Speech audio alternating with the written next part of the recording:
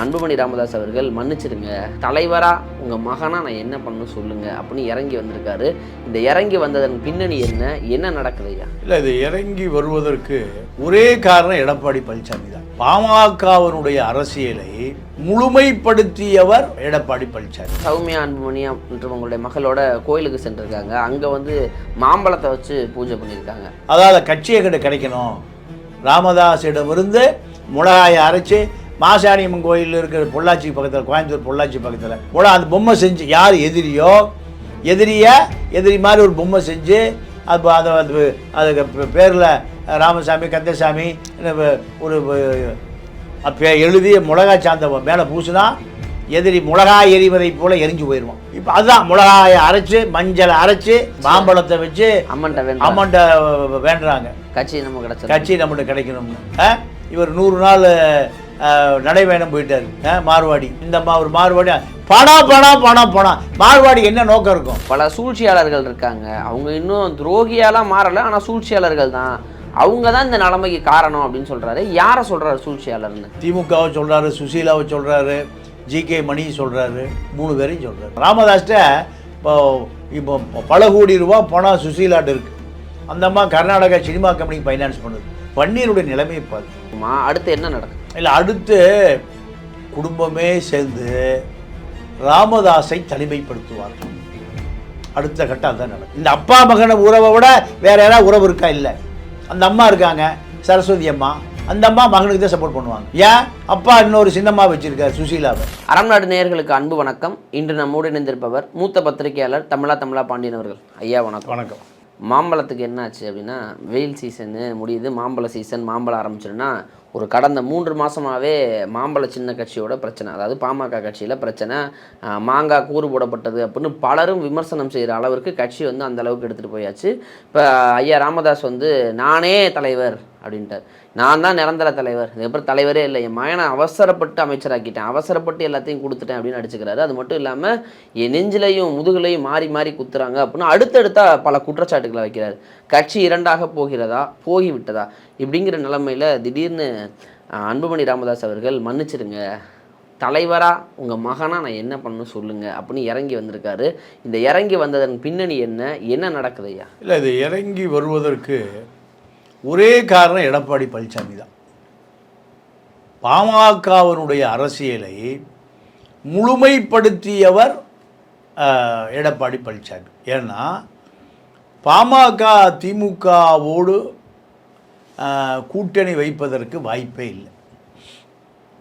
ஏன்னா அந்த கூட்டணியில் சிறுத்தை மிகப்பெரிய டிமாண்டோடு அங்கே இருக்குது.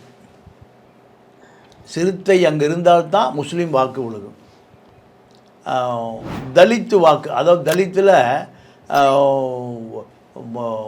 பறையர், அதாவது ஆதிகுடி பறையர், அந்த வாக்கு முழுக்க திமுகவுக்கு தான் விழுகும். சமீபத்தில் கூட பேரணியில் திருமாவளவன் அவர்கள் அதை சொல்கிறாரு. வாக்கு ஒன்று கூட செதறாது, கொள்கை கூட்டணியாக தான் இருப்போம் அப்படிங்கிறத தெளிவுபடுத்திட்டார். ஆல்மோஸ்ட் இந்த கூட்டணியில் தான் தொடர போகிறங்கிறத அதை சொல்கிறீங்க. அப்போ அந்த வாக்குகள் செதறாமல் அங்கே தான் போகுது. ஆமாம், படித்த வாக்குகள் தான் நான் சொல்கிறது. அது 2ஆக பிரிச்சுங்க. படிப்பாத அந்த அப்பாவி மக்கள் அதிமுக திமுகவால் விலைக்கு வாங்கப்படுவார்கள்.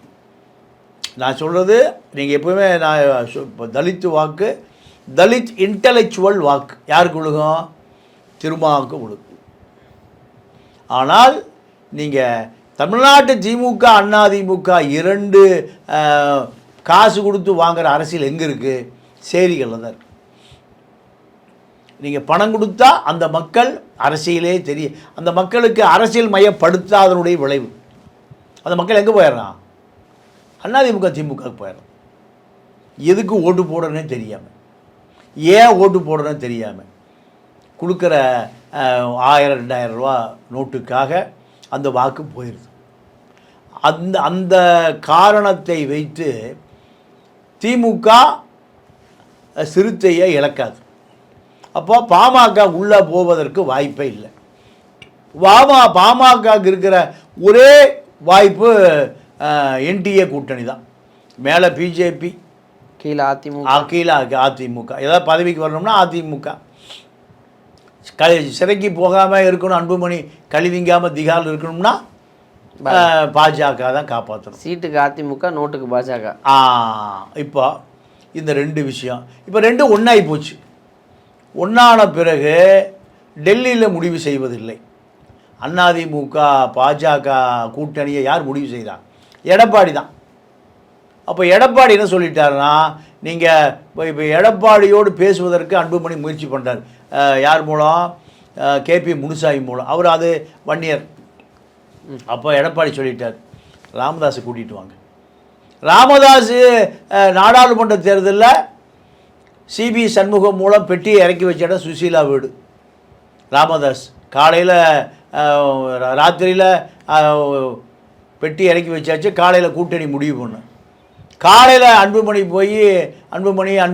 பொண்டாட்டி 2 பேரும் போய், நீங்கள் சிறைக்கு நான் நேரடியாக போயிடுவேன், பாஜக நைட் என்னை மிரட்டுறாங்க, வேறு வழியே இல்லாமல் என்னை இதை ராமதாஸ் பல தவறுகள் செஞ்சுருக்காரு. அதில் இது ஒரு தவறு. ஏண்டா இன்னும் நான் காப்பாற்றுறேன், ஆனால் கட்சியை காப்பாற்ற வேண்டியிருக்கு. அதனால் பாஜகவோட முடியாது, அதிமுகவோடு தான் போகணுன்னு சொல்லியிருக்கணும். மகனுக்காக பல முறை கட்சி அடமானம் வச்சுட்டார். அழிச்சே விட்டார். அதனால தான் இந்த விளைவு. அவர் விதைச்சதை அவரே அறுவடை பண்ணுறார், வேறு ஒன்றுமே இல்லை. ராமதாஸ் எதை விதைத்தாரோ, பூத்தா இளங்கோவன் இல்லை, எவ்வளோ பெரிய ஜாம்பவான்லாம் இருந்தாங்க. பூத்தா இளங்கோவன், பூத்தா அருள்மொழி 2 பேர் சகோதரர்கள். அதே போல் குபேந்திர குணபாலன், செந்தமிழ் செல்வன், இப்படி பல பேர் இருந்திருக்காங்க அந்த கட்சிக்காக உயிரை கொடுத்தவன். அவர்களெல்லாம் விட்டுட்டு முத்துக்குமார், முத்துக்குமார், அவரெல்லாம் ஒரு 40 வருஷம் பின்னாடி தெரிஞ்சவர். அப்போ இவர்களையெல்லாம் விட்டுட்டு 35 வயசில் மகனை அரசியலுக்கு கொண்டு வந்து மந்திரியாக்கி கண்டெய்னராக பணம் வீட்டுக்கு தைலாவரம் தோட்டத்துக்கு வருது. இதையெல்லாம் செய்துட்டு இப்போ லபோன்னு அடிச்சுக்கிட்டா அவருக்கு அதிகாரமும் பணமும் 1000 கோடி, 2000 கோடி, 3000 கோடி, 4000, பல ஆயிரம் கோடி வருது. நீங்கள் அமைச்சராயிட்டார் அன்புமணி, மத்திய சுகாதாரத்துறை அமைச்சர். 330 தனியார் மருத்துவக் கல்லூரி இந்தியா முழுக்க இருக்குது. எல்லாம் பாதி புறம்போக்கு இடத்துல, பாதி பட்டாளானில் இருக்குது. 100 ஏக்கரா நிலம் இல்லாமல் எந்த மருத்துவக் கல்லூரியும் அங்கீகரிக்க முடியாதுன்னு ஒரு ஜியோ போடுறார். யார்? அன்புமணி. 10 கோடி ரூபா 330 மருத்துவக் கல்லூரி. எவ்வளவு? 3500 கோடி ஒரே நாளில் வந்து இறங்குது. மார்வாடி மாதிரி. அன்புமணி ஒரு மார்வாடி, சௌமியா ஒரு மார்வாடி. பணத்தை மட்டுமே குறிக்கோளாக இருக்கிற 2 மார்வாடிகள். ஒரே நாள் 3500 கோடி. இப்படி அவர் அமைச்சராக இருந்த அந்த அத்தனை ஆண்டு காலத்தில் ஒரு 30 டீலிங் பண்ணால் எவ்வளோ ஆச்சு? 1 லட்சம் கோடி. அப்போது கட்சி காணாமல் போச்சு. கட்சி இவ்வளோ பணம் வந்தது. வன்னியர் இளைஞர்களுக்கு எத்தனை இலவச பொறியியல் கல்லூரி இருக்குது, எத்தனை மருத்துவக் கல்லூரி இருக்குது, எத்தனை சட்டக்கல்லூரி. வன்னியர் சமூகமே பெரிய ஒரு வளர்ச்சிக்கு வந்திருக்க வேண்டாமா? அதான் இப்படி தன்னிச்சையாக செயல்பட்டு இருந்த அன்புமணி ராமதாஸ் இப்போ இறங்கி வந்து, ஐயா நீங்கள் 100 வருஷம் நல்லா இருக்கணும், அப்பாங்கிற முறையிலையும் சொல்கிறேன், நான் தலைவராக ஒரு மகனாக நான் என்ன பண்ணணும் சொல்லுங்கள் அப்படின்னு இறங்கி வந்துட்டார். மூல காரணம் எடப்பாடி தான். ராமதாஸோடு மட்டும்தான் நான் கூட்டணி, ராமதாஸ் சொல்கிற சீட்டில் தான் எம்எல்ஏ கொடுப்பேன் வேட்பாளர். ராமதாஸ் எந்த பட்டியலை கொடுக்குறாரோ அவர்கள் தான் அதிமுக கூட்டணியில் எம்எல்ஏ வேட்பாளர்கள். யார் சொல்கிறா? எடப்பாடி சொல்லிட்டார். சொன்ன பிறகு அமித்ஷாட்ட போகிறாரு, நீ எடப்பாடி போய் பேசிக்க. இதுதான் இறங்கி வந்ததுக்கான வேற காரணம் இல்லை, பதவி சண்டை. பதவி இல்லைன்னா இறங்கி காலில் விழுந்துட வேண்டியதான். சௌமியா அன்புமணி மற்றும் உங்களுடைய மகளோட கோயிலுக்கு சென்றிருக்காங்க. அங்கே வந்து மாம்பழத்தை வச்சு பூஜை பண்ணியிருக்காங்க. அதாவது கட்சியை கிட்ட கிடைக்கணும், ராமதாஸிடமிருந்து மிளகாயை அரைச்சி மாசாணியம்மன் கோயில் இருக்கிற பொள்ளாச்சி பக்கத்தில், கோயம்புத்தூர் பொள்ளாச்சி பக்கத்தில் எதிரியை அழிப்பதற்கு எதிரி பொம்மை செஞ்சு அதில் மிளகா பொடி பூசினா எதிரி காலி ஆயிடுவான். எங்கே? பொள்ளாச்சி மாசாணியம்மன் கோயிலில் என்ன மிளகா சாந்த பூசுனா அந்த பொம்மை செஞ்சு யார் எதிரியோ எதிரி மாதிரி ஒரு பொம்மை செஞ்சு அதுக்கு பேரில் ராமசாமி கந்தசாமி ஒரு எழுதி மிளகா சாந்த மேலே பூசுனா எதிரி மிளகாய் எரிவதை போல் எரிஞ்சு போயிடுவான். இப்போ அதுதான் மிளகாயை அரைச்சி, மஞ்சளை அரைச்சி மாம்பழத்தை வச்சு அம்மன்ட்ட வேண்டுறாங்க கட்சி நம்ம கிடைச்சது, கட்சி நம்மகிட்ட கிடைக்கணும்னு. இவர் 100 நாள் நடைபயணம் போயிட்டார் மார்வாடி. இந்த ஒரு மார்வாடி பணம் பணம் பணம் பணம். மார்வாடிக்கு என்ன நோக்கம் இருக்கும்? எப்படி செத்தான்? எப்போ நமக்கு பணம் வந்துடணும். இது மார்வாடி ஸ்டைலு. வட்டி வட்டி வட்டி குட்டி போடு, குட்டி மீட்ரு வட்டி, ஸ்பீடு வட்டி. அப்போ இது கட்சியா இல்லை ஏதாவது கார்பரேட்டா? கார்பரேட் யார் நடத்துவா? மார்வாடி தான் நடத்துவான். மார்வாடிக்கு இதயமே இருக்காது, புணமாக விழுகுது. நல்ல வியாபாரம், சவப்பெட்டி வியாபாரம். புணமாக விழுகுதுன்னா என்ன வியாபாரத்துக்கு போயிடுவான்? சவப்பெட்டி வியாபாரத்துக்கு போயிடுவான். இப்போ அதே கதை தான் இந்த 2 மார்வாடியும், கார்பரேட் மார்வாடி. சௌமியா அம்மா ஒரு மார்வாடி அம்மா, அன்புமணி ஒரு மார்வாடி. அப்போது ராமதாஸும் ஒரு மார்வாடி தான். ஏன்? பணம் சம்பாதிப்பது மட்டும்தான் நோக்கமே தவிர, எத்தனை வன்னிய இளைஞர்கள் ஐஏஎஸ் ஆகியிருக்கான், ஐபிஎஸ் ஆகியிருக்கான், குரூப் 1 ஐஆர்எஸ் ஏதாவது நடந்ததாயா? ஒன்றுமே நடக்கலையே. ஒரு காலத்தில் ட்ரிபிள்எஸ்ன்னு இருந்தது, அதெல்லாம் என்ன ஆச்சுன்னே தெரியல. இப்போ இப்படி இருக்கும்போது ஐயா, இப்போ அன்புமணி ராமதாஸ் வந்து பல சூழ்ச்சியாளர்கள் இருக்காங்க. அவங்க இன்னும் துரோகியாலாம் மாறலை, ஆனால் சூழ்ச்சியாளர்கள் தான். அவங்க தான் இந்த நிலைமைக்கு காரணம் அப்படின்னு சொல்கிறாரு. யாரை சொல்கிறாரு சூழ்ச்சியாளர்னு? திமுகவை சொல்கிறாரு, சுசீலாவை சொல்கிறாரு, ஜிகே மணி சொல்கிறாரு, 3 பேரையும் சொல்கிறாரு. ஏன்னா இப்போ ராமதாஸ் நிற்பதே அவர்கள் தைரியத்தில் தான். இவர்கள் தான் இப்போ ராமதாஸுக்கான பக்கப்படம். ராமதாஸ்கிட்ட இப்போ பல கோடி ரூபா பணம் சுசீலாட்டு இருக்குது. அந்த அம்மா கர்நாடகா சினிமா கம்பெனிக்கு ஃபைனான்ஸ் பண்ணுது. வன்னியருடைய நிலைமையை பாரு. அறக்கட்டளை, விஸ்வகர்மா அறக்கட்டளை, 10,000 தொழிலாளி, வட இந்திய தொழிலாளி வேலை பார்க்குறான். எங்கே? என்எல்சியில். இவங்ககிட்ட என்ன சுரங்கத்துறையே வந்தது, ரயில்வே துறையே வந்தது. ரயில்வேல எத்தனை வன்னியர் இளைஞர்கள் வேலைக்கு போயிருக்கான்? மூர்த்திகிட்டு இருந்தது, வேலுகிட்டு இருந்தது. வன்னியரை ஏமாற்றுவது தான் ராமதாஸுடைய வேலையை தவிர, வன்னியர் ஒரு என்னால் 100 ஐஏஎஸ் அதிகாரிகள் வந்திருக்கான்னு சொல்லுங்கள். 100 ஐபிஎஸ் அதிகாரிகள் வந்திருக்காங்க. இடஒதுக்கீடு அது ஜென்ரலாக நடந்த விஷயம். நீங்கள் உங்களை இவ்வளோ 1 லட்சம் கோடி 2 லட்சம் கோடின்னு மார்வாடிகளை போல மாறி நீங்கள் பல ஆயிரம் கோடி வச்சுருக்கீங்க. 150 கோடி ரூபா பண்ணை வீடு, டால்பின் வந்து எட்டி பார்த்துட்டு போகுது. வெளிநாட்டு கார் 30 கார் நிற்குது. 5 ஏக்கரா தைலவரம் தோட்டம் 50 ஏக்கராவாக போச்சு. ஏற்காடு மலையே உங்களுக்கு சொந்தமானது. கர்நாடகாவில் குறுக்கில் பாதி உங்களுக்கு சொந்தமானது. டெல்லியில் பெரிய இதெல்லாம் வன்னியர் மக்களுக்கு என்னையா நடந்தது? அவனை நான் தமிழ் சாதியாக தான் பார்க்குறேன். வன்னியர்னு தமிழனை பிரிச்செல்லாம் பார்க்க முடியாது. இப்போ தமிழனே இங்கே இல்லை. முதலியாராக இருக்கான், செட்டியாராக இருக்கான், நாடாராக இருக்கான், தேவேந்திர குலவேளாளர், தலித்தாக இருக்கான். தமிழனே எங்கேயுமே காணோம். முதல்ல இன்றைக்கி தமிழன்னு அவனுக்கு ஒரு உணர்வு வரும், ஒரு வெறி வரும். கன்னடனுக்கு கன்னடன்னு வெறி வருது. இங்கே வன்னியர்னு வெறி வருது, தலித்துன்னு வருது, தேவேந்திர குலவேளாளர், செட்டியார், நாடார் தான் சங்கமாக இருக்கான். தமிழனே காணாமல் போயிட்டான். திராவிட இயக்கத்தினுடைய மகிமை தமிழை காணாமல் போய் சாதி ஆயிட்டான். கர்நாடகாவில் சாதியில் ஒரே கன்னடனாக இருக்கான். அப்போது ராமதாஸை பொறுத்தவரை இந்த தேர்தலில் யாரோடு கூட்டணி வைப்பது என்பது தான் இப்போ அப்பா மகன் சண்டை ஒரு முடிவுக்கு வந்திருக்கு. முடிவுக்கு வந்தாச்சு. ஓகே, இருந்தாலும் பொறுப்பாளர் இப்போ அன்புமணி ராமதாஸுக்கு சாதகமாக யார் யார் இருக்கா எல்லாரையும் கட்சியை விட்டு இவர் நீக்கிறாரு, அவர் சேர்க்கிறாரு. யார் எடுக்கிற முடிவு செல்லும்? இவர் நான் நடந்ததில் 26க்கு அப்புறம் கொடுக்கலான் இருந்தேன், கொடுக்க மாட்டேன், என் மூச்சு இருக்க வரை நான் தான் அப்படிங்கிறாரு. போகிற பக்கத்தில் இவரை தலைவராக்குறேன், அவரை தலைவராக்குறேங்கிறாரு. இப்போ இது மேலும் அன்புமணி ராமதாஸுக்கு மேலும் எரிச்சல் ஊட்டுற செயலாக இருக்குமா? அடுத்து என்ன நடக்கும்? இல்லை, அடுத்து குடும்பமே சேர்ந்து ராமதாஸை தனிமைப்படுத்துவார்கள். அடுத்த கட்டம் அதுதான் நடக்கும். மென்டலி அவரை வந்து யாருமே இல்லாத மாதிரி ஒரு தனிமைப்படுத்தி கட்சியை டேக் ஓவர் பண்ணிடுவாங்க. அதுதான் நடக்கும். இதுக்குள்ள யாரும் உள்ளே போக முடியாது. நீதிமன்றமோ, சட்டமோ, ஜனநாயகமோ, போலீஸோ, திமுகவோ, அதிமுகவோ, மோடியோ, அமித்ஷாவோ எல்லாம் போகவே முடியாது. எங்கள் குடும்ப பிரச்சனையா நாங்கள் பார்த்துக்குறோம். அப்பாவுக்கு அடுத்து மகனுங்கும் போது அவங்களுக்குள்ள சண்டை. இத்தனை வருஷமா ஓகே மகன் தான் எல்லாத்தையும் பார்க்குறாருன்னு தெரிஞ்சது. திடீர்னு வந்து இல்லை அப்பா நான் தாங்கும் போது கட்சிக்குள்ளேயே குழப்பம். ஆனால் ஆக மொத்தம் அவங்கள நம்பி பின்னாடி இருக்கக்கூடிய கட்சி தொண்டர்களுக்கு என்ன? இல்லை, கட்சி தொண்டர்கள் வந்து கண்டிப்பாக கட்சி அன்புமணி கைப்பற்றுவார், அந்த நம்பிக்கை இருக்குது. அன்புமணி அவன்கிட்ட எல்லாம் இப்போ பணம் எல்லாமே இருக்குது. ராமதாஸனுடைய உழைப்பு பூரா அறுவடை செஞ்சது யார்?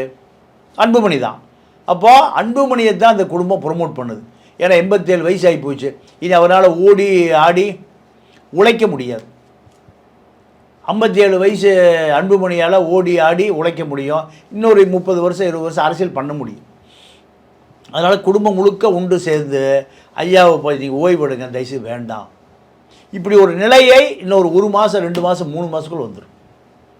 ராமதாஸ் தனிமைப்படுத்தப்பட்டு அத்தனை அதிகாரம் தைலாபுரம் தோட்டா இவர் கண்ட்ரோலுக்கு வந்துச்சுன்னா வேலை முடிஞ்சுது.